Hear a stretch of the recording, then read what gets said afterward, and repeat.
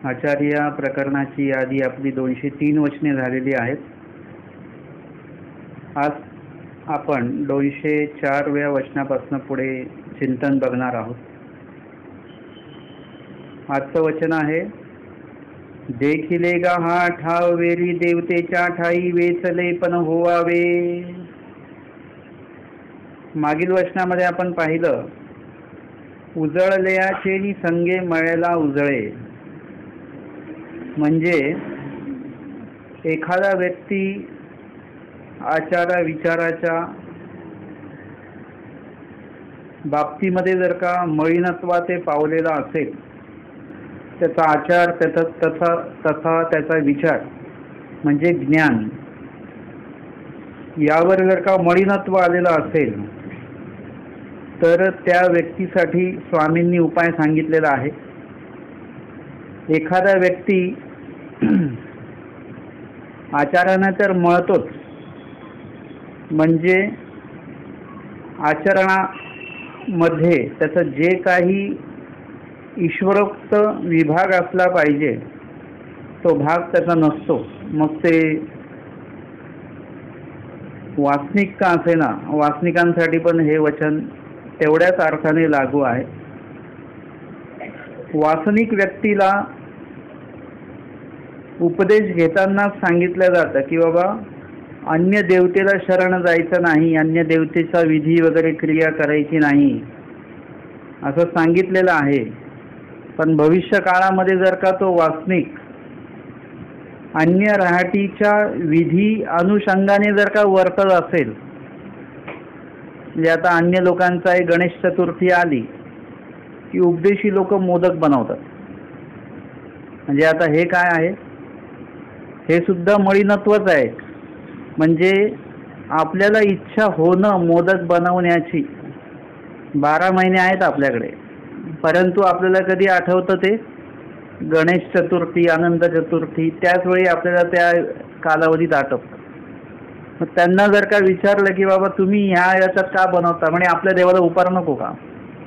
आपल्या देवाला वेगळ्या पदार्थांचा उपार बनवा, मोदकाचाच कशाला पाहिजे? म्हणजे त्यांचा विचार कसा होतो आणि मग तशी ती क्रिया करतात। म्हणजे विचारच मळीनत्वा ते पावलेला असल्यामुळे, म्हणजे ज्ञानावरच मळीनत्व आल्यामुळे आचार सुद्धा त्याच प्रकारचा होतो। जसा विचार असेल तसा आचार असेल, जसं ज्ञान असेल तसा व्यक्ती आचरण करेल। आणि म्हणून असे अनेक क्रिया ज्या असतात त्या अन्य राहटीच्या आपण घेत असतो। आता नपाळता येत आहे, मग सगळ्या लोकांच्या डोक्यामध्ये एक फिक्स आहे की नपाळत्यामध्येच अन्नदान करायचं। बाकीचे पण दिवस, बाकीचे महिने, वार, नक्षत्र सगळं आहे, परंतु नाही, याच्यामध्येच काही मंडळी आहेत जी 12 महिने अन्नदान त्यांचं चालू असतं। काही लोक असे आहेत की फक्त एवढ्या 9 दिवसाच्याच याच्यामध्ये ते अन्नदान करतात। याच्या व्यतिरिक्त त्यांना जर का सांगितलं तर ते अन्नदान करत नाहीत। आणि याच्यामध्ये असं असतं की धडपडून अन्नदान करायचंच, आमची पंगत ठेवाच कसं बंद, जर का नाही ठेवली तर ते लोक नाराज होतात। कुणा एकाची पंगत अशी नपाळत्यामध्ये नवरात्रीत असायची, मग त्यांची पंगत ती त्या तिथीला न ठेवता दुसऱ्या तिथीला ठेवली, ते नाराज झाले। माझी नेहमी याच तिथीला पंगत असते, ते म्हणे पण नपाळत्यातच आहे ना तुमची पंगत, कुठल्याही तिथीला असो, म्हणजे तिथीचं आपल्याला काही लागले पण आवश्यकता नसावी। तिथीवार या गोष्टी सगळं अन्य राहटीचं कार्य आहे, ते आम्ही करणं म्हणजे आमच्या आचाराला आम्ही मळीनता जी आहे ती मळीनता आम्ही तिथे सिद्ध करतो आम्ही आचारातली। कुणीतरी प्रश्न केला मला की बाबा आता पितृपक्ष चालू आहे, मग आपल्याला अशा काही क्रिया, शुभक्रिया वगैरे करू नयेत असं काय आहे का? म्हटलं मुळामध्येच आपल्याकडे हा काही प्रकार नाही, हा वैदिकतेमध्ये आहे, अन्य लोकांसाठी हा प्रकार आहे।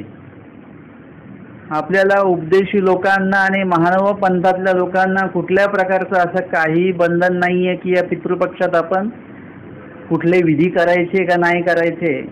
ते म्हणाले नाही नाही, आपल्यामध्ये पण असं आहे की चांगलं कार्य करायचं नाही। म्हटलं मग स्मरण, पारायण, पोथी, देवपूजा हे सगळ्या बंद ठेवा या पितृपक्षामध्ये. आणि चांगल्या गोष्टी करायच्याच नाही आहे. देवाला अजिबात आठवायचं नाही. आपण पितृपक्ष चालू आहे, चांगल्या गोष्टी करायच्या नाही आहेत. म्हणजे आपल्याला सुद्धा अशा कुठल्या प्रकारचं बंधन आपण लावून घेत असू तर आपण पण आपला आचार जो आहे तो मळीनत्वात पातलेला आहे असं आपण समजायचं. आपला विचार मळीनत्वात पावलेला आहे असं आपण समजायचं. हे भेटे तेधवाची पर्वकाळ आमच्या स्वामींनी सांगितलं साधाईसांना किंवा बटोबास महादाईसांना म्हणतात की महात्म्याची सदा पर्वकाळ. हे दोन जे वाक्य आहेत, वचन आहे, वाक्य आहे, हे आपण विसरून गेलेलो आहोत. आणि आपण अन्य राहटीच्या ज्या क्रिया आहेत त्या पूर्णपणे आपल्याकडे लॉन्च केलेल्या आहेत अक्षरशः. आणि आपण या ठिकाणी त्या इथे दैवराटीमध्ये अन्य राहटीच्या क्रिया आपण क्रिया करतोय. त्याला लेबल फक्त दैवराटीचं आहे. आणि हे काय आहे, हे सगळं मळीनत्वाचं पावण्याचंच हे लक्षण आहे सगळं. म्हणून अशा कुठल्याही क्रिया असं नाही आहे तुम्ही 12 महिने कधीही सेवा करू शकता, दास्य करू शकता, अन्नदान करू शकता. जी क्रिया तुम्हाला ईश्वरोक्त आहे ती क्रियेसाठी 12 महिने 24 तास आमच्या स्वामींनी तुम्हाला दिलेलं आहेत. त्यासाठी कुठल्याही प्रकारची तिथीवार नक्षत्राचं हे बंधन ठेवू नका. तर हे सगळं जे मळीनत्व आहे, हे सगळं मळीनत्व आपल्याला आलेलं आहे. तर ते मळीनत्व जाण्यासाठी काहीतरी करणं हे आवश्यक आहे. तर सगळ्यात पहिले तर आपल्याला हे कळलं पाहिजे की मला मळीनता आलेली आहे म्हणून. हेच आपण आधी मान्य केलं पाहिजे. जर का हे आपण मान्य केलं नाही तर आपल्याला मळीनता आलेली आहे हे कधी सिद्ध होणार नाही. म्हणजे आपल्याला आणि कधीही ते दुरुस्त सुद्धा होणार नाही. आधी सिद्ध झालं तर मग ते दुरुस्त होणार. आणि म्हणून या ठिकाणी स्वामींनी जो उपाय सांगितला तो मागील वचनामध्ये आपण बघितला की उजळल्याचे संगे जीव जैसा संगी ठेवीजे तैसा ठाके. हे एक वचन स्वामींनी असं मोघम उच्चारलेलं आहे की तुम्ही ज्याच्या संगतीत राहाल तुम्ही त्याच्यासारखे व्हाल. जसं पाण्याबद्दल बोललं जातं की पाण्याचा रंग कसा आहे ना, जिसमें मिलाए उसी के जैसा. जीवाचं पण तसंच आहे की तो ज्याच्या संगतीमध्ये जातो तो तसा होत राहतो. मग आपण जर का इथे मंदिरात आलो तेव्हा आपण धार्मिक ह्याच्यामध्ये असतो, विचारांमध्ये असतो. आपण घरी गेलो की आपण प्रापंचिक विचारांमध्ये असतो. आपण ज्या भागात जातो आपण त्या त्या विचारांचे होऊन जात असतो. आपण स्मशानाच्या इथून जात असलो की आपण घाबरट विचारायचे होतो. आपण एखाद्या आनंददायी विभागाकडे जात असलो तर आपला विचार आनंददायी होत असतो. म्हणजे जसं आपण ज्या संघामध्ये आहोत तसं आपण होत राहतो.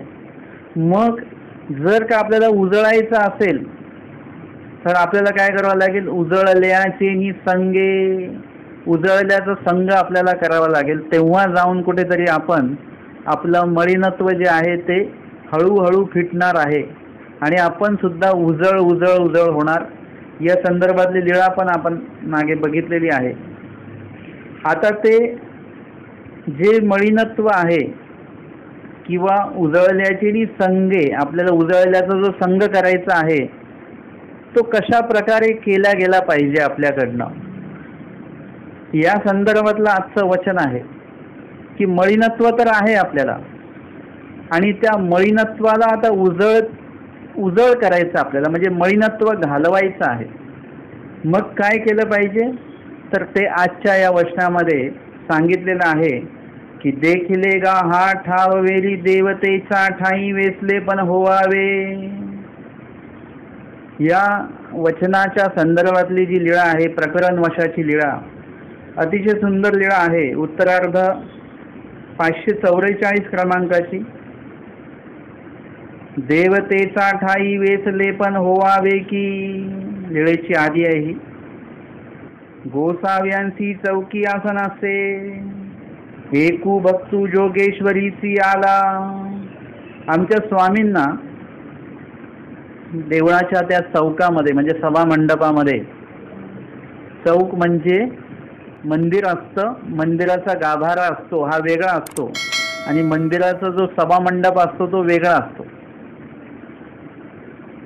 यामध्ये फरक आहे. त्याला चौक म्हटलेला आहे.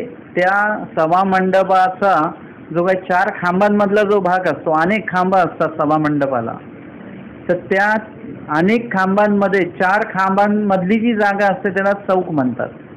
बहुतांशी ठिकाणी असं आहे की मुख्य दरवाजातनं आतमध्ये गेलं की रिगत्या डाव्या हाता आतमध्ये दरवाजाच्या आत गेलं, त्या सभा मंडपामध्ये पाय ठेवला की बहुतांशी आमच्या स्वामींना डाव्या हाताला जो चौक असेल 4 खांबांमधली जागा, तिथे आमच्या स्वामींना आसन असायचं. अन्य मंदिरामधला स्थानांची ही ओळख आहे. बहुतांशी ठिकाणं अशीच आहेत. आणि मग आमच्या स्वामींना त्या चौकामध्ये आसन होतं. आणि एक भक्त जो आहे तो जोगेश्वरीशी आलेला आहे, त्यातल्या देवतेला काही तो देवतेचा तो भक्त असेल, त्या ठिकाणी त्या देवतेच्या दर्शनासाठी पूजनासाठी तो आला. देवतेची पूजा केली, दंडवते घातले, प्रदक्षिणा केली. आणि देवतेचं जे काही पूजन केल्या गेल्या पाहिजे त्यांच्या त्या वैदिक पद्धतीने जसं काय करतात तशा प्रकारचं पूजन त्यांनी त्या देवतेचं केलं. त्या देवतेला साष्टांग दंडवत घातले आणि प्रदक्षिणा जी आहे, अन्य लोकांमध्ये प्रदक्षिणा केल्या जाते बरं का. आपल्याकडे ही पद्धत नाही आहे. महानुभाव पंथामध्ये प्रदक्षिणा ही पद्धत नाही आहे. आपण जर का ती प्रदक्षिणा करत असू ते सुद्धा अन्य लोकांचंच आपण घेतलेलं आहे. आमच्या स्वामींच्या सन्निधानामध्ये असलेल्या लोकांना स्वामींना ना प्रदक्षिणा करायला सांगितलेली आहे ना कुठले असे विधी करायला सांगितलेले आहेत. कारण की महानुभाव पंथाचा जो विधी आहे तो अहिंसक विधी आहे. काय सांगितलेलं आहे की तुम्ही त्या ठिकाणी जाऊन स्थानवंदन करत असताना त्या ठिकाणी तुम्ही काय करू शकता, त्या परमेश्वराचं गुणवाखानन करू शकता. जया तेची वंदिजे त्या तेची वाणिजे. म्हणजे त्या ठिकाणी बसून तुम्ही लीळा स्मरण करू शकता, नामस्मरण करू शकता. म्हणजे ते बैठ निर्हिंसक साधना तुम्ही करू शकता. काही लोक प्रदक्षिणा करून स्मरण करतात, अशाने स्मरण होत नाही. फक्त काय होतं, किलोमीटर वाढतात आपले, चालतो आपण. परंतु ते चालतं का आपल्याकडे ते आपण बघत नाही. आपण चालतो परंतु तो विधी चालतो का आपल्याकडे ते आपण बघितलेलं नाही आहे. तुम्ही जर का एका ठिकाणी बसलात, ध्यान साधना केली, लीळा स्मरण केलं, तर तुमचं जो काही एक लक्ष केंद्रित होणार आहे आणि तो विधी लागू होणार आहे, लेखी लागणार आहे तुमचं, ते आपण बघितलं पाहिजे. प्रदक्षिणा केल्याने काहीही होत नाही. एका ठिकाणी बसून आपण लक्ष ध्यान धारणा आपण केली पाहिजे. आणि म्हणून हा विधी सुद्धा आपला नाही, अन्य लोकांचा विधी आहे. मग या व्यक्तीने काय केलेलं आहे की त्या देवतेला प्रदक्षिणा केली आणि त्या देवतेला तो विचारतोय. आता देवता म्हणजे काय, एक पाषाणाची मूर्ती आहे, पण तो त्या मूर्तीशी संवाद साधतो आहे.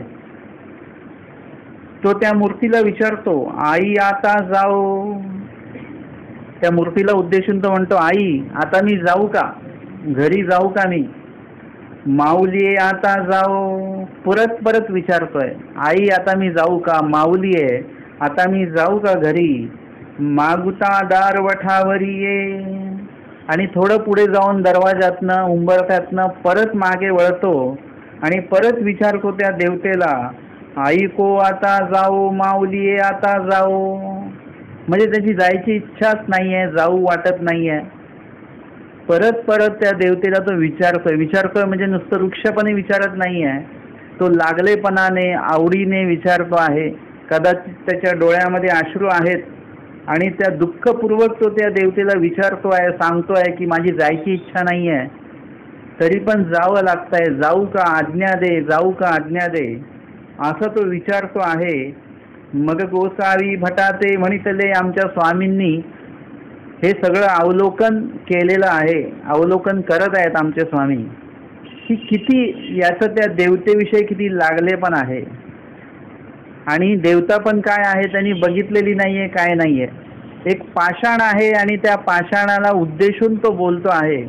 जर का एखाद्या पाषाणाच्या त्या देवतेच्या ठियाई एवढं लागले पण आहे, तर प्रत्यक्ष जर का ती देवता भेटली तर काय होईल. म्हणजे किती लागले पण आहे, किती आवडी आहे. स्वामी म्हणतात भटोबासांना, देखिले गा वानरेया हा ठाव वेरी देवतेचा ठाई वेसले पण होवावे. म्हणजे इथपर्यंत या पूर्ण त्याच्या त्या लागलेपणाविषयी स्वामी म्हणतात की हा ठाव वेरी, म्हणजे इतकं लागलेपणा या व्यक्तीचं कोणाच्या ठाई? देवतेच्या ठाई, त्या पाषाणाच्या मूर्तीच्या ठाई. आणि त्याच्या माध्यमातून जर का त्याच्या दृष्टिकोनातून बघितलं तर त्याच्या त्या आराध्य दैवताच्या ठाई त्याचं एवढं लागलेपण आहे. देवतेचा ठाई वेचले पण होवावे, म्हणजे असे जीव आहेत की त्या देवतेच्या ठिकाणी एवढ्या लागले पण एवढं वेचले पण त्यांचं या ठिकाणी आहे. स्वामी पुढे म्हणतात, आईचा येथीचा होय तरी येथची आपण पे दीजे. असं लागले पण जे आहे ते येथीच्या भक्ताच्या जर का ठिकाणी असतं असेल तर काय होईल? येथची आपण पे दीजे, म्हणजे परमेश्वर त्याला सर्वस्व देऊन टाकतील. आणि ते कसं देतील? आपण पे, म्हणजे स्वतःहून देतील, अवंचकत्वे देतील, एकदम प्रसन्नतेने देतील. म्हणजे त्याच्या त्या घेण्यामध्ये जर का दोष नसेल, त्याच्या त्या आवडीमध्ये वेचलेपणामध्ये दोष नाही आहे, तर परमेश्वर पण काय करतात? निर्भय त्याला देऊन टाकतात, जेवढं पाहिजे तेवढं. प्राप्तीला जीवाला जेव्हा नेतात तेव्हा ईश्वर काय त्याला मोजून मापून आनंद देत नाही. अवंचकत्वे आनंद दिलेला आहे, जेवढा पाहिजे तेवढा घे. जीव त्याच्या क्षमतेनुसारच घेतो, त्याला काही सगळा आनंद घेता येत नाही. परंतु ईश्वराचं देणं अवंचकत्वे आहे, एकदम पूर्णपणे दिलं जातं. ईश्वराला सुद्धा अपेक्षित आहे की जीवाच्या ठिकाणी वेचले पण असलं पाहिजे. वेचले पण म्हणजे कसं? ईश्वराच्या ठिकाणी आवडी, आपल्याकडे तशी आवडी आहे का? म्हणजे आपल्या बाबतीमध्ये ईश्वराने ही अपेक्षा ठेवलेली आहे की आपल्या ठिकाणी सुद्धा अशा प्रकारची आवडी असली पाहिजे, अशा प्रकारचं वेचले पण असलं पाहिजे, लागले पण असलं पाहिजे की ईश्वराला सोडू शकलो नाही पाहिजे आपण. तुम्ही म्हणाल आमची आवडी असते, परंतु आपली आवडी विशिष्ट क्रियेमध्ये आहे. दंडवत घालतानाच आपल्याला दुःख वाटेल, रडू येईल. प्रायश्चित करण्याला रडू येईल, दुःख वाटेल. बस विशेष वंदन नॉर्मली आपण करतोय, कोणीतरी म्हटलं हा विशेष वेरूळचा आहे बरं का, मग त्या विशेषाला रडून पडून दुःख करून आपण हे करणार. बाकीचे विशेषांना पटापट डोक्याला लावले की ठेवले, म्हणजे तेवढं ते वेचले पण नाही आहे. प्रसाद वंदन करताना सुद्धा आपलं वृक्षपणे आपलं सगळं चालू आहे. कोणीतरी सांगितलं हा मुख्य वस्त्र प्रसाद आहे बरं का, लगेच त्याला आपण भावपूर्वक वंदन करणार. इतरांसाठी वृक्ष वगैरे. कुणी साधू असतील तर त्याच्यामध्ये पण बाबा सगळ्यांसाठी नॉर्मल एक आपण राहतो, पण सांगितलं की हे आमके आमके बरं असे विद्वान व्यक्ती आहेत, हे आचरण, मग त्यांच्याविषयी आपण आपुलकीने म्हणजे वेचलेपणे आपण ते करणार. किंवा वासनिकांबद्दल सांगितलं, सगळे वासनिक सारखेच, पण एखाद्या वासनिकाबद्दल सांगितलं आपल्याला काहीतरी वेगळं, तर आपण त्यांच्या ठिकाणी वेचले पण, आवडी पण, लागले पण आपलं उद्भवणार. एरवी इतरांच्या वेळेस वृक्षपणे आपलं ते चालतं. तसं असतं कामा नये. आपलं वेचले पण, आपलं लागले पण जे आहे ते कायमस्वरूपी त्याचं एक हे पाहिजे. तुम्ही धरणातलं पाणी बघितलेलं आहे, धरणातल्या पाण्याची जी वरची लेवल जी आहे ती एकदम समान असते. म्हणजे या भिंतीपासून तर ते पाणी जिथपर्यंत साठलेलं आहे, त्याचा शेवट जिथपर्यंत आहे तिथपासून तर इथपर्यंत एका पातळीने असतं, ते एका लेवलने, खालीवर नसतं बरं का ते. म्हणजे काय आहे, आपली जी आवडीची पातळी जी अशीच पाहिजे, सलग असली पाहिजे. पूर्वोत्तर क्षण स्वामींनी सांगितलेलं आहे. भेटीचा पूर्व काळ आणि विभाग होण्याचा उत्तर काळ दोन्ही सारखं पाहिजे. आपल्याला जेव्हा कोणी अभ्यागत पाहुणे वगैरे कोणी भेटतात तेव्हा आपलं किंवा पोथी सुरू होण्याचा जो पहिला काळ आहे आणि संपण्याचा उत्तर काळ आहे, या दोन्हीमध्ये आवडी आपली समान पाहिजे. आपलं जेव्हा पोथी सुरू होते तेव्हा आपली आवडी एकदम चांगली असते, उत्तम प्रकारची असते, आणि पोथी संपताना असं घड्याळ बघून बघून आपण बेजार होऊन जातो. आमचं तर घड्याळ बंद पडून गेलं. खूप लोक बघतात त्याच्याकडे, बंद पडलं ते घड्याळ. म्हणजे काय होतं की आपण एवढा वेळ, आपला जो उत्तर काळ असतो तो उत्तर काळ आपला कंटाळवाना असतो. तसं जेवणाचा पहिला घास आपला आनंददायी असतो, शेवटचा घास एकदम असं वाटतं कधी संपेल जेवण. म्हणजे त्याचा उत्तर काळ वाईट आहे आपला, त्याची आवडी कमी झालेली आहे. तसं ईश्वराच्या ठिकाणी लागले पण होताना सुद्धा उपदेश घेताना जे आपलं लागले पण होतं ते लागले पण आता वेचले पण आपलं आता नाही आहे. उपदेश घेतल्यानंतर म्हणजे 15 गाठी सांगितलं तर 15च गाठी पक्की असायच्या एकदम. आता तसं काही नाही आहे. आता आपण 15 दिवसाला गाठी घेऊन बसतो म्हणजे तो एक काळ वेगळा आलेला आहे. जरी केलं तरी ते लागले पण जी आवडी असली पाहिजे ती आवडी आता नसते. कुठलीही नवीन वस्तू घेतल्यानंतर जी आवडी असते आपली त्या वस्तूविषयी तसंच आपलं आधीच्या काळामध्ये होतं. आता तसं नाही आहे. ईश्वराविषयी आहे ठीक आहे. नवीन विशेष आलं की त्याच्याविषयी एक लागले पण होतं की हा प्रसाद तुल्य विशेष आहे वगैरे वगैरे. आता त्याच्याबद्दल आपल्याला तसं काय राहिलेलं नाही आहे. म्हणजे फक्त ईश्वराच्या ठिकाणी लागले पण असावं हे कसं काय घडेल बरं? स्वामी म्हणतात की आधी येत बुद्धी होवावी मग येथीच्या परिवारावर होवावी. म्हणजे ईश्वरावर तुमचं बुद्धी असेल, ईश्वरावर तुमचं जर का लागले पण असेल तर ईश्वराच्या संपूर्ण परिवारावर, संपूर्ण वस्तूंवर, स्थानांवर, लीळेंवर, वचनांवर, श्रीमुखी निरूपिलेल्या दृष्टांतावर प्रत्येक गोष्टीमध्ये तुमचं लागले पण असणार आहे. की ईश्वराचं कुठलं पण काय ऐकताना लगेच आपल्या डोळ्याच्या कडा ज्या आहेत त्यातल्या पाणावल्या पाहिजेत किंवा असं वाटलं पाहिजे निरूपण कधी संपू नये असं वाटलं पाहिजे. किंवा एखादं काही आपण वाचन करतो आहे आणि त्याच्यात कुठलं काम निघतं तर आपलं ते सुटलं नाही पाहिजे की म्हणजे शेवट असं बंद म्हणजे निघायची वेळ येईल तेव्हा आपण ते बंद केलं पाहिजे. पुस्तक जरी बंद केलं तरी आपलं त्या संदर्भातला जो विचार आहे की त्या संदर्भातलं आपलं जे चिंतन आहे ते बंद नाही झालं पाहिजे. ते आचरण आपलं जे आहे ते बंद नाही झालं पाहिजे. एखाद्या वेळेस तुम्ही लीळाचरित्र वाचणं बंद केलेलं असेल पण लीळाचरित्रातल्या वाचलेल्या जे लीळा आहेत त्या कधी त्याचं चिंतन आपलं अंतरातलं ते बंद नाही झालं पाहिजे. त्याच्याशी आपण सलगपणे एकदम लागून राहिलो पाहिजे. ती एक लागले पण जे आहे ते लागले पण हे आहे. आपलं काय होतं की तेवढ्या कालावधीमध्ये आपण फक्त लागले पण असतं त्याच्यानंतर आपलं ते लागले पण कमी कमी कमी कमी होत जातं. त्यासाठी मला एक आत्ताच्या काळातल्या यंत्राचं एक उदाहरण देऊसं वाटेल. मोबाईल ॲपचं. मोबाईलमध्ये जर का तुम्ही अलाराम लावून ठेवला आणि मोबाईल जर स्विच ऑफ जरी केला तरी तो मोबाईल बरोबर त्या लावलेल्या अलारामच्या वेळेला तो वाजणार. मोबाईल बंद आहे परंतु त्यातली ती क्रिया माहिती आहे त्याला. त्यांनी लक्षात ठेवलेलं आहे की यांना मला उठवायचं आहे सकाळी 5 वाजता 4 वाजता. ह्याला जरी आपण बंद केला तरी पण तो आपल्याला जागा करणं सोडत नाही. मोबाईल स्विच ऑफ जरी केला तरी त्यातले सगळे ॲप जे असतात ते चालू असतात बरं का, ते बंद नाही होत.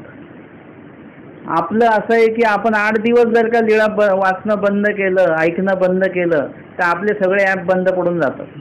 नंतर हेच कळत नाही की कुठली लीळा चालू होती, कुठले वचन चालू होतं हेच आपल्याला कळत नाही कारण की आपलं त्याच्यामध्ये तेवढं लागले पण नाही आहे. परंतु जर का आज एखादी मालिका आपण लावली तर त्याचं सगळं आपल्याला माहिती असतं. मागचं काय, मागच्या ह्याच्यामध्ये काय झालेलं आहे, आज काय होणार आहे वगैरे वगैरे. म्हणजे तेवढं लागले पण आपलं त्याच्यामध्ये त्या सिरियलमध्ये त्या मालिकेमध्ये आहे. ते लागले पण आपलं ईश्वराच्या त्या वचन मालिकेमध्ये आपण ते लावून नाही ठेवलेलं आहे अजून. म्हणजे हे काय आहे आपल्याला प्रत्येक गोष्टीमध्ये ते वेचले पण ते लागले पण आपल्याला असं निर्माण करता आलं पाहिजे की जेणेकरून तुम्ही नुसतं ईश्वराशी लागले पण असं नाही म्हणू शकत. ईश्वराशी लागले पण म्हणजे ईश्वराच्या प्रत्येक गोष्टीशी लागले पण आहे.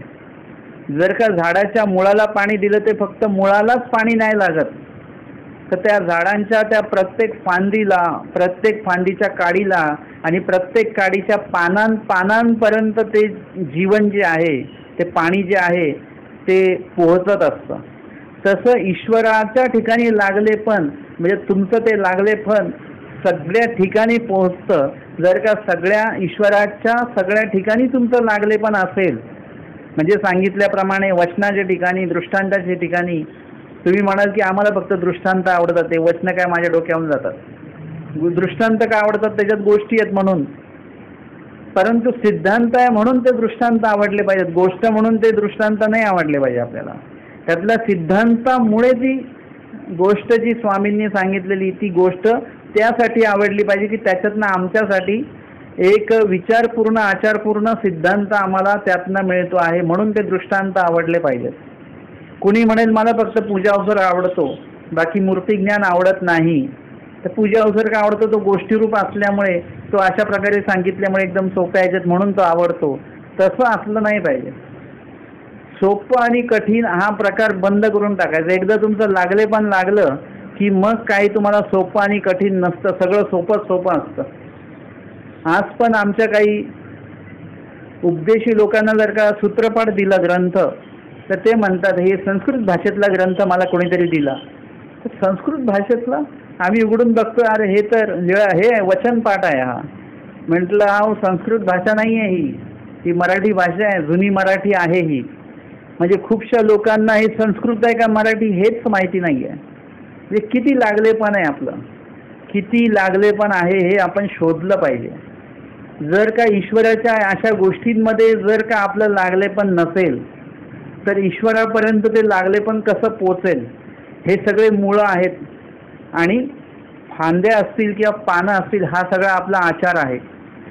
आपल्याला काय करावं लागेल? या मुळांच्या द्वारे वचन असेल, लीळा असेल, स्मरण असेल, सेवादास्य असेल, या मुळांच्या द्वारे आपल्याला आपल्या त्या आचारापर्यंत, म्हणजे फांद्या पानं फुलांपर्यंत आपल्याला तो आचार पोचवावा लागेल. आणि मग ते आचार जो आहे तो ईश्वरीच्या उपयोगी जाणार आहे. त्या झाडाला जे काही फळं लागणार आहेत, फुलं लागणार आहेत, त्याचं समर्पण आपल्याला करायचं आहे. मग ते समर्पण म्हणजे काय आहे? ते त्या फांद्यांना येणारी जी काय फळं म्हणजे काय आहेत, फुलं म्हणजे काय आहेत, तर ते तुमचा आचार आहे. तो आचार तुम्हाला समर्पित करायचा ईश्वराच्या ठिकाणी. आणि त्यासाठी तुम्हाला ईश्वराच्या प्रत्येक क्रियेच्या ठाई लागले पण असणं खूप अत्यंत गरजेचं आहे, आवश्यक आहे.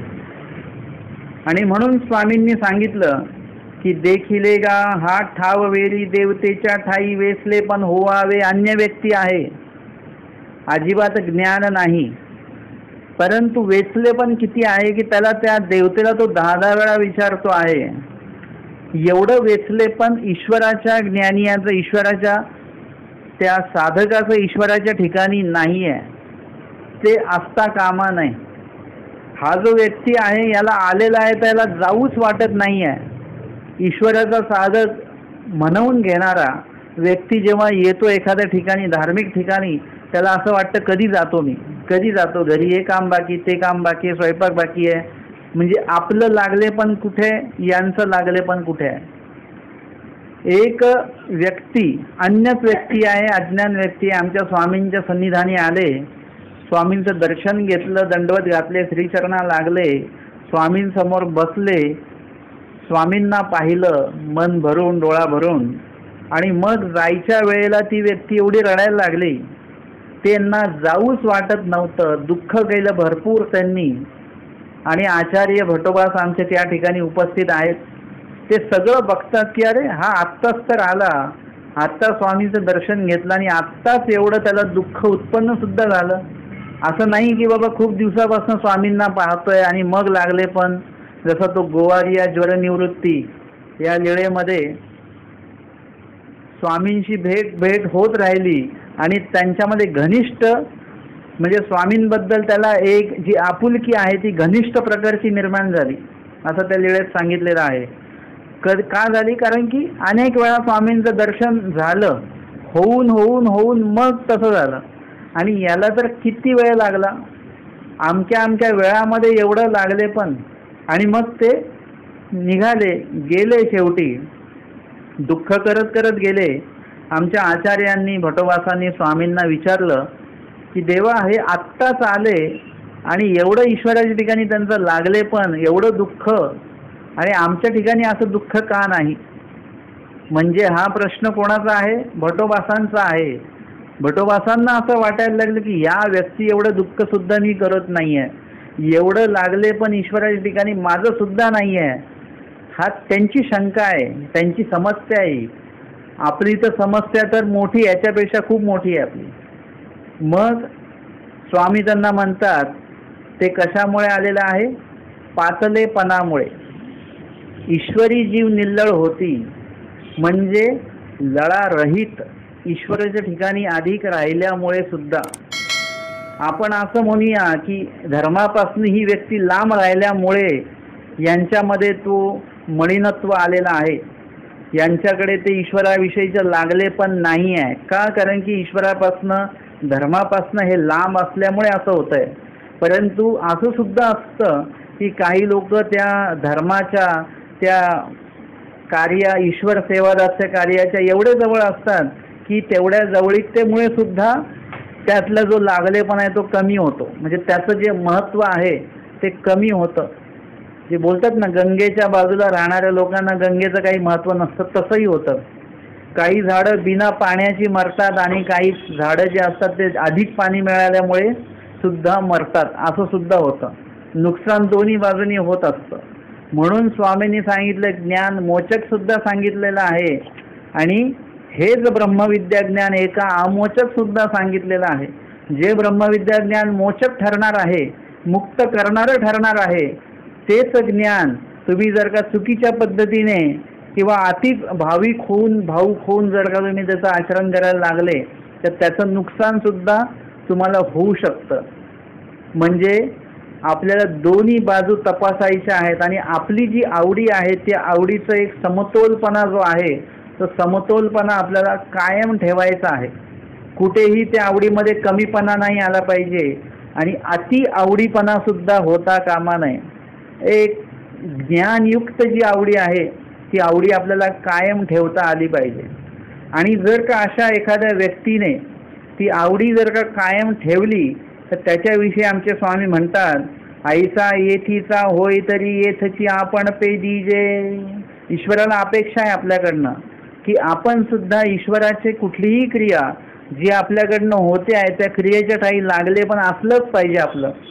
परंतु जर का ती क्रिया आपल्याकडनं जर का नाही झाली, आपल्याकडनं जर का ती क्रिया जर का आपल्याला करता नाही आली, आपल्याकडनं ती क्रिया जर का हुकली, त्याच्यात काही चुका झाल्या तर त्याचं दुःख सुद्धा आपल्याला असलं पाहिजे, त्याच्याविषयी सुद्धा लागले पण असलं पाहिजे. जी क्रिया करतोय त्याच्याविषयी लागले पण असलंच पाहिजे, पण जी क्रिया आपल्याला करता नाही आली त्याच्याविषयी सुद्धा आपलं लागले पण असलं पाहिजे. जर का महादाईसांना स्वामींनी जे लक्ष जाप्य सांगितलेलं आहे ते लक्ष जाप्य आपल्याला करता नाही आलं याचं लागले पण आपल्याला असलं पाहिजे. म्हणजे ते करण्याची वृत्ती असली पाहिजे आपल्याकडे की ते मी स्मरण करेल. लक्ष पुष्प वाहण्यापेक्षा लक्ष जाप्याकडे मानवा पंथातल्या लोकांनी लक्ष दिलं पाहिजे आणि ते लक्ष जाप्य केलं पाहिजे. स्वामींनी महादाईसांना सांगितलं म्हणजे तो तेवढ्याच कालावधीपुरतं नाही आहे ते. आज जर का स्वामींना अपेक्षित असलेलं लक्ष जाप्य आज जर का आपण करू शकलो तर नक्कीच गेलेले स्वामी, बीजे केलेले स्वामी परत आपल्याकडे येऊ शकतात किंवा आपल्याला त्यांच्यापर्यंत नेऊ शकतात. ती काही जे काही स्वामींनी जो काही उपाय सांगितलेला आहे तो संपलेला नाही आहे, तो आहे, अजून सुद्धा आहे. स्वामींनी भटोबासांना अस्थिपरीमध्ये सांगितलं, जो जन्म क्षेपी तयासी परमेश्वर. जो जन्म क्षेपी म्हणजे त्याच कालावधीमध्ये सुद्धा नाही, म्हणजे तेव्हा क्षेपी आणि तेव्हाच देणार का नाही. आत्ता जरी तुम्ही क्षेपलं लागले पण त्याच्यामध्ये असलं पाहिजे फक्त तुमचं. म्हणजे स्मरण तर सगळेच करतायत परंतु त्या लागलेपणाने केलं पाहिजे जे पुनःसंबंधाला आपल्याला नेईल. ते जे स्मरण ते स्मरण आपल्याकडनं घडलं पाहिजे. आणि म्हणून लीळाचरित्र तुम्हाला बघावं लागेल. लीळाचरित्रामध्ये कुठल्या कुठल्या क्रिया किती किती लागलेपणाने त्या केल्या गेलेल्या आहेत. महादाईसांनी न पुसत श्रीप्रभूंच्या श्री मुकुटावर जेव्हा तेल ओतलं आणि श्रीप्रभू नाराज झाले, उदास झाले आणि त्यावेळेस महादाईसांनी ती क्रिया सोडली नाही. त्याच्यामध्ये ते लागले पण ठेवलेलं आहे, वेचले पण आहे, त्या क्रियेमध्ये रत आहेत आणि केलेल्या चुकीचा दुःख सुद्धा त्यांनी केलेलं आहे आणि पुढे जी क्रिया साधायची त्याच्याविषयी लागले पण ठेवून विनंती सुद्धा केलेली आहे. प्रायश्चित सुद्धा आहे आणि विनंती या दोन्ही गोष्टींच्या योग माध्यमातनं महादाईसांनी ती क्रिया साधली आणि श्रीप्रभूंना त्यांनी प्रसन्न केलं. हे काय आहे म्हणजे त्या क्रियेसाठी त्यांनी ते वेचले पण ठेवलं, ती आवडी ठेवलेली आहे आणि त्याच्यामुळे ती क्रिया जी आहे ती त्यांना ती साधल्या गेली. आमच्या बाईसांनी भटोबासांना सांगितलं की स्वामी उदास झालेले आहेत डोमेग्रामला. भटोबास जे होते ते पुष्प अलंकार जे आहेत स्वामींच्या पूजा अवसरासाठी ते पुष्प अलंकार ते बनवत होते. आणि मग अशा वेळेस त्यांनी काय केलेलं आहे, आवडीपूर्वक विधीच्या ठिकाणी जे लागले पण आहे ते लागले पण तेच त्यांनी काय केलेलं आहे, सलग तसंच ठेवलेलं आहे. जे लागले पण त्यांचं सकाळी आमच्या स्वामींसाठी जे काय लागणाऱ्या सिलिका अन्नामध्ये आहे दंतधवन वगैरे करण्यासाठी, कुठे जरी ते स्वामींच्या विहरण स्थळ शोधण्यामध्ये जे लागले पण आहे भटोबासांचं, पुष्प आणण्यामध्ये जे काही लागले पण आहे, पुष्पांचा अलंकार बनवण्यामध्ये जे लागले पण आहे ते लागले पण सलग आहे असं त्यांचं. आणि म्हणून ते सलग जे लागले पण आहे त्यांचं ते कुठे उपयोगी गेलं, स्वामींचं औदास्य परिहारण्यामध्ये त्यांचं ते लागले पण उपयोगी गेलं. आणि बरोबर त्यांनी स्वामींना ते वस्त्र जे आहे श्रीप्रभूंचं ते त्यांनी स्वामींना ते श्रीमूर्तीच्या समोर असं त्यांनी ते उकललं. आणि त्यांनी स्वतःला दाखवू दिलं नाही, त्याच्यामध्ये स्वतःला दिसू दिलं नाही, फक्त वस्त्र स्वामींना दिसलेलं आहे. म्हणजे ती क्रिया एखादी कशी करायची आहे, कशा प्रकारे करायची आहे आणि कशा प्रकारे स्वामींना प्रसन्न करायचं आहे याचा सगळा अभ्यास आहे तो. अर्थातच स्वामींनी विचारल्यानंतर त्यांनी सांगितलं, आपुलेनी श्री चरणाचेनी प्रसादे. हे कसं काय स्फुरलं तुम्हाला, स्वामी विचारतात. तर ते म्हणाले, आपुल्या श्री चरणाचेनी प्रसादे. म्हणजे हा स्वामींनीच दिलेली स्फुरदरूपता आहे. विधी करता विधी स्फुर हे स्वामींनी सांगितलेलं आहे.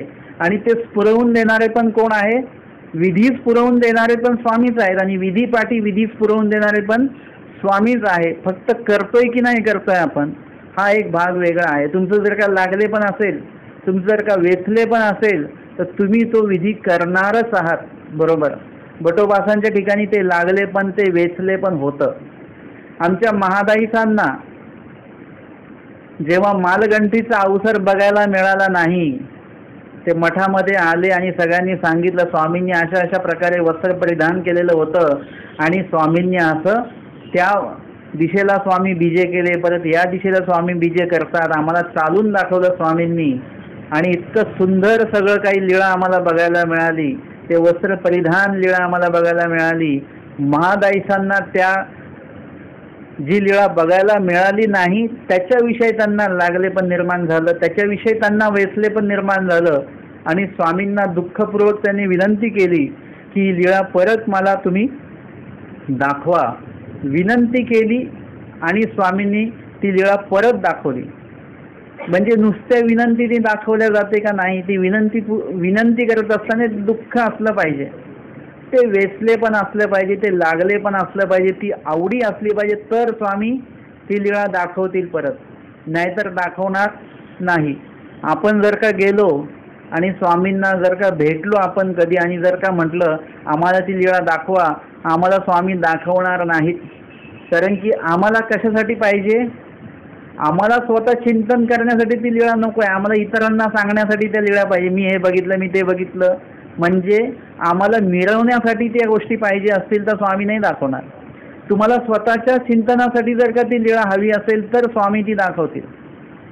आणि म्हणून म्हणजे डोमेग्रामला महादाईसांनी ती विनंती केली, म्हणजे त्यांना जी लीळा बघायला मिळाली नाही त्याच्याविषयी त्यांना दुःख निर्माण झालेलं आहे, त्याच्याविषयी त्यांना पश्चाताप आहे की मला एवढा मोठा अवसर मला बघायला नाही मिळाला. आजच्या काळामध्ये आपली तर सोय आहे हो सगळी, आपल्याला जरी नाही बघायला मिळालं तर कोणीतरी व्हिडिओ शूटिंग केलेलं असतं आणि लगेच ते बघायला मिळतं. आपल्याला दुःख वाटेल का कधी की हे मला बघायला मिळालं नाही म्हणून? जर का आपण आज जर का पोथीला नाही आलो तरी आपण रेकॉर्डिंग भेटणार आहे, मग आपल्याला दुःख आहे का त्याच्याबद्दल? शेवटी प्रत्यक्ष ऐकणे आणि रेकॉर्डिंग ऐकण्यामध्ये भरपूर मोठा फरक आहे. म्हणजे ते दुःख आहे का आपल्याला? नाही आहे. आपली सोय झालेली असल्यामुळे आपल्याला दुःख नाही आहे. महादाईसांना ते दुःख आहे आणि ते दुःख अंतःकरणापासून आहे, ते असं वरवडे नाही आहे ते. आणि त्याच्यामुळे स्वामींनी ते दुःख त्यांचं जाणलं, ती तळमळ आवडी, ते लागले पण वेचले पण सगळं जाणलं स्वामींनी. आणि ते अशा प्रकारे जाणलं की स्वामींनी मगाशी जे मालगंठी अवसर दाखवताना जे काय वस्त्र परिधान केलेलं होतं त्याच्याही पेक्षा चांगल्या प्रकारे या वेळेला महादाईसाच्या विनंतीला मान देऊन स्वामींनी त्याच्याही पेक्षा चांगलं ते वस्त्र परिधान केलं आणि चालून दाखवलं. त्याच्यामध्ये दिलेलं आहे आधीलाही पस्से. चांगल्या प्रकारे स्वामींनी ती लीळा अजून चांगल्या प्रकारे दाखवली. का बरं? कारण की मगाशी भक्तजनांची जी आवडी आहे त्याच्याही पेक्षा आवडी महादाईसांची जास्त आहे. आणि महादाईसांच्या आवडीसोबतच इतर भक्त मंडळींची सुद्धा आवडी त्याच्यामध्ये समाविष्ट आहे की आम्हाला परत अवसर बघायला भेटणार आहे. अशा सगळी भक्तांची आवडी त्या ठिकाणी उपयोगामध्ये पडली. म्हणजे आपली जेवढी आवडी असेल तेवढं निरूपण, तेवढं चांगल्या प्रकारचं लीळा, तेवढ्या चांगल्या प्रकारचं जे काही आपल्याला प्रबोधन आहे ते ईश्वराकडनं आपल्याला मिळणार आहे. आणि महादाईसांनी परत ती लीळा बघितलेली आहे. त्या आनंदित झाल्या, स्वामींना दंडवत केला. परंतु बाकीची जी भक्त मंडळी होती ते चिडवायला लागले त्यांना. ते म्हणाले की तुम्ही जरी आता ही लीळा बघितली तरी आम्ही दोनदा बघितली, तुम्ही एकदाच बघितली. परत जर का ती लीळा दाखवली स्वामींनी तरी महादाईसांना दोनदाच बघता येईल, बाकीच्यांनी तीनदा बघितली. म्हणजे महादाईसांना ती जरी किती जरी वेळा लीळा दाखवली तरी महादाईसा एक पाऊल मागेच असणार आहेत. कारण की बाकीच्या भक्तजनांनी एक वेळ जास्त बघितलेली आहे. कदाचित हेच दुःख महादाईसांच्या अंतःकरणामध्ये असावं. तुम्हाला असं वाटेल की लीळा संपली तिथे, परंतु माझ्या दृष्टिकोनातनं ती अजून सुद्धा ती घटनेचं जे त्या लीळेचं जे चिंतन आहे त्याचा आनंद तर चालूच आहे महादाईसांच्या अंतःकरणात. परंतु एक अवसर न बघितल्याचं दुःख महादाईसांना बेलापूरपर्यंत आहे. आणि म्हणूनच वज्री घडवण्याची जी लीळा आहे ती स्वामींनी कोणाला दाखवली? फक्त महादाईसांनाच दाखवलेली आहे. म्हणजे त्या एका लीळेचं, एका अवसराचं जे दुःख आहे त्याच्याविषयीचे जे लागले पण आहे की माझा एक अवसर चुकला, ते स्वामींनी कुठे भरून काढलेलं आहे की वज्रीची लीळा जी आहे त्या ठिकाणी स्वामींनी ती दाखवली.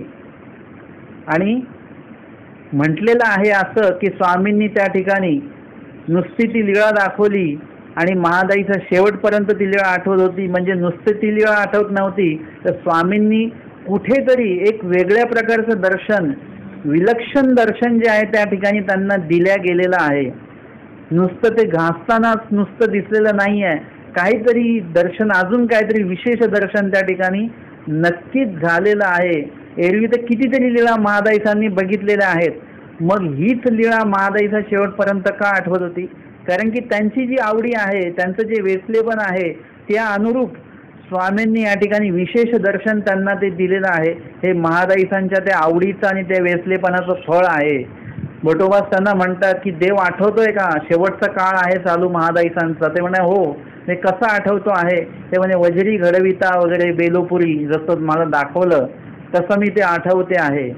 म्हणजे हे लागले पण आहे की जीव शेवटच्या घटकेपर्यंत काही ईश्वराला विसरत नाही.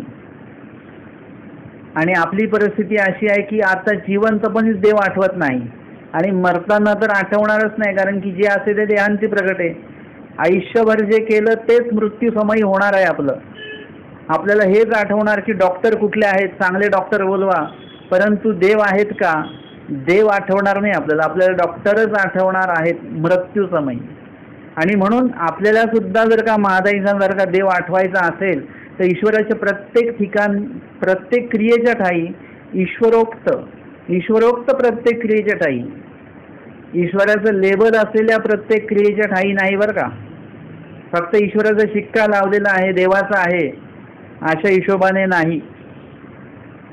तुम्हाला तिथे ईश्वरोक्त असलं पाहिजे. ती क्रिया, तो विधी, ते वचन, ते वाक्य हे सगळं ईश्वरोक्त असलं पाहिजे. तर त्या ठिकाणी लागले पण हे करा बरं का. नाही तर देवाचं आहे या नावाखाली तुम्हाला कोणी काही देईल, कोणी काही विधी सांगेल आणि तुम्ही तो लगेच हे करायचा असं नाही. उद्या कोणी तुम्हाला मी म्हणेल की बा आमच्याकडे टी द्या, देवासाठी टी द्या, असतं ना असं. देवासाठी पंखा द्या, देवासाठी लाईट द्या, मग देवासाठी टी द्या. लगेच आपण भावनेच्या भरात हो देवाला पण बातम्या वगैरे बघायच्या असतील म्हणून मंदिरात टी घेऊन द्या. तर त्याच्या ठिकाणी ते ईश्वरोक्त नाही आहे. ईश्वरोक्त क्रियेच्या ठाई वेचले पण आपलं असणं खूप गरजेचं आहे. ईश्वर विरहित जर का एखादी क्रिया असेल वगैरे त्याच्या ठिकाणी आपलं कुठल्याही प्रकारचं लागले पण आपलं असता कामा नये. जर का मी तुम्हाला म्हटलं की बाबा अन्नदान करा, तुम्ही नाही केलं, मी म्हणालो की बघा तुम्ही अन्नदान नाही केलं तर मी नाराज होईन, आणि मी नाराज म्हणजे देव नाराज. हे काय आहे? हे ईश्वरोक्त नाही आहे, हे जीवोक्त आहे, सोक्ती आहे सगळी ही. आणि म्हणून त्याच्या ठिकाणी आपण आपलं लागले पण उपयोगात आणू नये. आणि या सर्व क्रियांसाठी काय पाहिजे? तुमच्या ठिकाणी ज्ञान असणं खूप गरजेचं आहे. आणि ज्ञान असेल तर तुमच्याकडे हा डोळसपणा असणार आहे. तर आजच्या या आचार वचनाच्या या मालिकेमधलं आज आपण 204 क्रमांकाचं वचन आहे, त्या वचनावर आपण चिंतन केलेलं आहे. देखिले का हा ठावेली देवतेच्या ठाई, वेचले पण होवावे. आणि तत्संदर्भात 544 क्रमांकाची उत्तरार्थी लीळा सुद्धा आपण बघितलेली आहे. दंडवत हो.